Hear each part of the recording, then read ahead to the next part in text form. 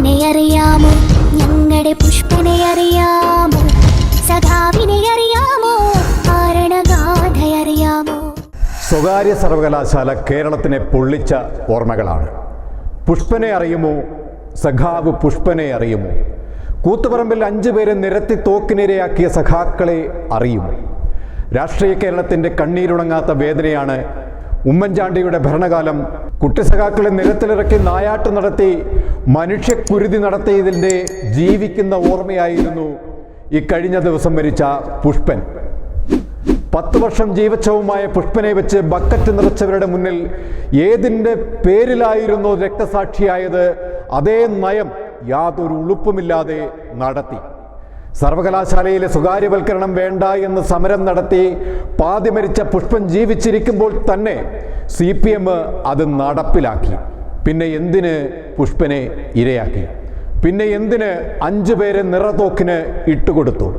CPMന്റെ രാഷ്ട്രീയ പകിടകളയിൽ ഏറ്റുമുട്ടി മരിക്കാൻ വിധിയിട്ട കാലാൽപ്പടയോ, കൂത്തുപറമ്പിലെ 5 പേരും നിങ്ങളുടെ സഖാവ് പുഷ്പനും? നാട്ടുകാരെ ശ്രദ്ധിക്കുക, കലാപരിപാടികൾ തുടങ്ങാൻ ആരംഭിക്കാൻ. പഴയ വീഞ്ഞ് പുതിയ കുപ്പിയിൽ പകർന്നിരിക്കുകയാണ് കേരള സർക്കാർ. ഇപ്പോൾ ഈ വീഞ്ഞിന് വീര്യം ഇത്തിരി കൂടുതലാ അല്ലേ പിണറായി സഖാവേ? നേരത്തെ തന്നെ മനസ്സിലായില്ല. അതുകൊണ്ടായിരിക്കുമല്ലോ 10 വർഷം കഴിഞ്ഞപ്പോൾ CPMന്റെ നയം പിഴുതെറിഞ്ഞ് സ്വകാര്യ സർവകലാശാല ബില്ല് അങ്ങോട്ട് പാസ്സാക്കിയത്. എന്തേ നയം വ്യക്തമായില്ല നിങ്ങൾക്ക്? ഇനി എന്തെങ്കിലും നയം വ്യക്തമാക്കാനുണ്ടെങ്കിൽ പറഞ്ഞോ. അല്ല, ഇതല്ലേ 10 കൊല്ലം മുമ്പ് നിങ്ങൾ തെരുവിൽ നേരിട്ടത്? ഓ, അന്ന് കേരളം ഭരിച്ചിരുന്നത് പിണറായി സഖാവ് അല്ലായിരുന്നല്ലോ അല്ലേ, ഉമ്മൻചാണ്ടി അല്ലേ?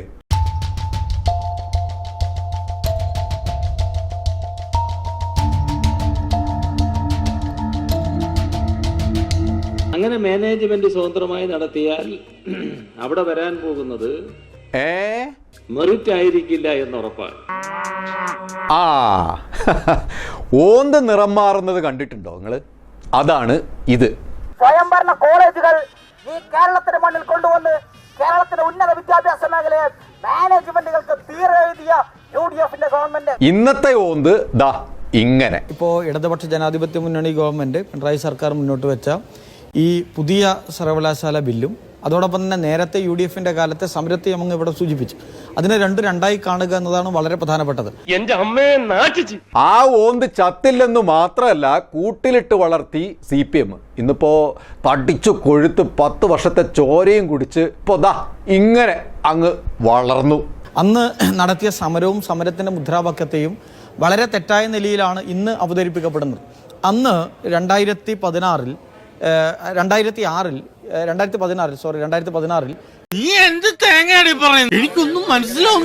UDFന്റെ ഗവൺമെന്റ് ശ്രീ ഉമ്മൻചാണ്ടി മുഖ്യമന്ത്രിയായിരുന്ന കാലത്ത് അന്ന് ഒരു സ്പെഷ്യൽ എഡ്യൂക്കേഷൻ സോൺ കൊണ്ടുവരിക എന്നതായിരുന്നു അന്നത്തെ തീരുമാനം. അത് പ്രൈവറ്റ് യൂണിവേഴ്സിറ്റിയുമായിട്ട് താരതമ്യപ്പെടുത്താൻ പറ്റുന്ന ഒന്നല്ല. ഇപ്പോൾ കേരളത്തിൽ ഇടതുപക്ഷ ജനാധിപത്യ മുന്നണി ഗവൺമെന്റ് മുന്നോട്ട് വെച്ച ഈ യൂണിവേഴ്സിറ്റി ബില്ലുമായി യാതൊരു തരത്തിലും ബന്ധമില്ലാത്ത ഒന്നാണ്. ആ ബന്ധമില്ലെന്ന് മാത്രമല്ല, കേരളത്തിൻ്റെ വിദ്യാഭ്യാസ മേഖലയിൽ, പ്രത്യേകിച്ച് ഉന്നത വിദ്യാഭ്യാസ മേഖലയിൽ വലിയ കോട്ടങ്ങൾ ഉണ്ടാക്കാൻ പോകുന്ന ഒരു തീരുമാനമാണ് സ്പെഷ്യൽ എഡ്യൂക്കേഷൻ സോണിലൂടെ അന്ന് UDFന്റെ ഗവൺമെന്റ് മുന്നോട്ട് വെച്ചത്. അല്ല സഖാക്കളെ, അന്ന് മുഖ്യമന്ത്രി ഉമ്മൻചാണ്ടി ആയിരുന്നപ്പോൾ സ്വകാര്യ സർവകലാശാല കച്ചവടത്തിനെതിരെ എന്തായിരുന്നു പുകില്?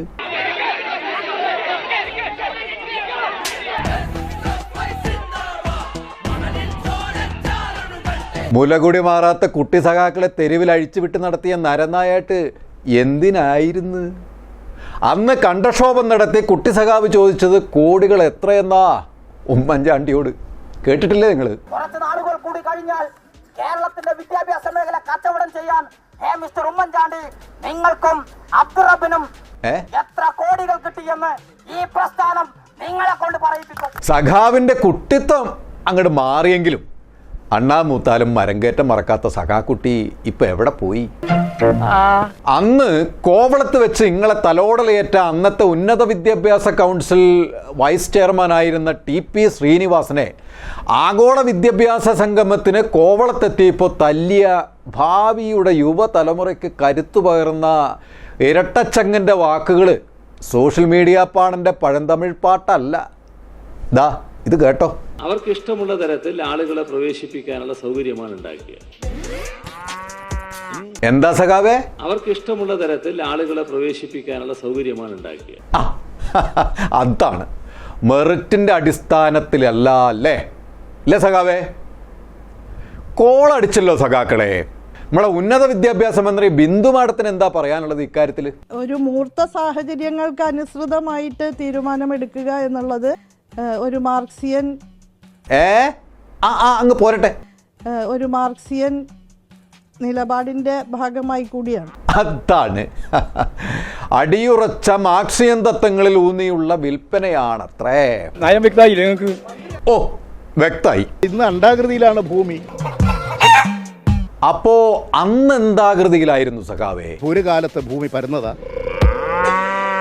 ഭൂമി ഉരുണ്ടതായിരുന്നു അല്ലേ? ഉരുണ്ട ഭൂമിയിൽ ആപ്പിൾ മരത്തിന് ചോട്ടിലിരുന്ന് കാറൽ മാർക്സിന്റെ മൂലധനത്തിനെ കുറിച്ച് ചിന്തിച്ച സഖാവ് ന്യൂട്ടന്റെ തലയിൽ കണ്ണിമാങ്ങ വീണപ്പോ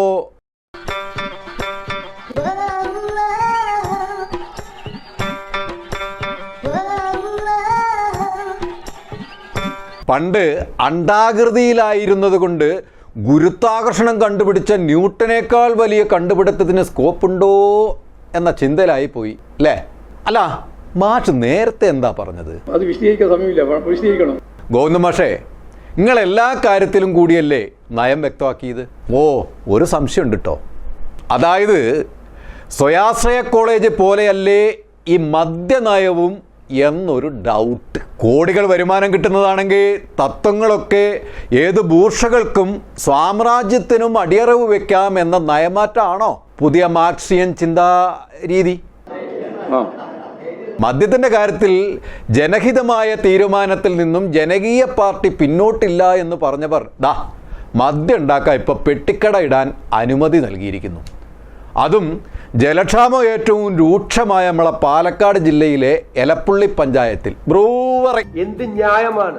drinking alcohol is harmful to health എന്നല്ലേ? അതങ്ങ് മാറ്റാം. CPM is harmful to health എന്നാക്കാം. പട്ടിയുണ്ട് സൂക്ഷിക്കുക എന്നതിന് പകരം ഇനി CPM ഉണ്ട് സൂക്ഷിക്കുക എന്നാക്കേണ്ടി വരുന്ന അവസ്ഥയാണേ. ഇതിനെ നയം മാറ്റൽ എന്നല്ല സഖാവേ പറയുക. ഞാൻ തുടക്കത്തിൽ പറഞ്ഞ പോലെ ഓന്തിൻ്റെ സ്വഭാവമാറ്റം എന്നും പറയാം. ഓയ്, ഒരു സംശയമില്ല. നിക്ക് മറന്നുപോയി, ഒരു സംശയമുണ്ട്. ഈ നയം മാറ്റാനുള്ളതാണല്ലേ, ഈ പക വീട്ടാനുള്ളതാണ് എന്നൊക്കെ പറയും പോലെ. പകയുടെ കാര്യം പറഞ്ഞപ്പോഴാണ് ഓർത്തത്. ഈ ആനയ്ക്ക് വടി വെച്ചതുപോലെ 529.05 കോടി കുടഞ്ഞിട്ടിട്ട് ഒരു 45 ദിവസം തന്നിട്ടുണ്ടല്ലോ വയനാട് ടൗൺഷിപ്പിന്. ഒരു വല്ലാത്ത പക വീട്ടിൽ തന്നെയല്ലേ? എന്താ ചെയ്യ? ധനമന്ത്രി ബാലഗോപാൽ പറഞ്ഞതുപോലെ ഇരുന്ന് സമാധിയായ അത്ഭുത സിദ്ധന്മാരോ വടക്കേ ഇന്ത്യയിൽ നിന്നും BJP RSSന്റെ ചുട്ട കോഴിയെ പറപ്പിക്കുന്ന ഉഗ്രമൂർത്തികരോ വരുമോ എന്ന് നമുക്ക് നോക്കാം. ഇതിൽ കൂടുതൽ ബ്ലിങ്ക് എന്ത് പറയാനാ? പല കാര്യത്തിലും ഇപ്പോൾ ജീവിക്കാൻ ഇവിടെ ഒരു മാന്ത്രിക പടി അത്യാവശ്യമാണ്. ബ്ലിങ്ക് ഇപ്പോൾ അതും തപ്പി ഇറങ്ങിയിരിക്കുകയാണ്. ഓം ഹ്രീം കുട്ടിച്ചാത്ത ബ്ലിങ്ക് തുടരും. കൂടുതൽ വാർത്തകൾക്കും വിശേഷങ്ങൾക്കും ഞങ്ങളുടെ channel like, share and subscribe ചെയ്യുക. കൂടാതെ സബ്സ്ക്രൈബ് ബട്ടണിലെ ബെൽ ഐക്കൺ എനേബിൾ ചെയ്യാനും മറക്കരുത്. ഞങ്ങൾ അങ്ങ് ഇറങ്ങട്ടെ. ആയിക്കോട്ടെ, സന്തോഷായി. സബ്സ്ക്രൈബ് ചെയ്തേക്കണേ പൊന്നു മോനെ.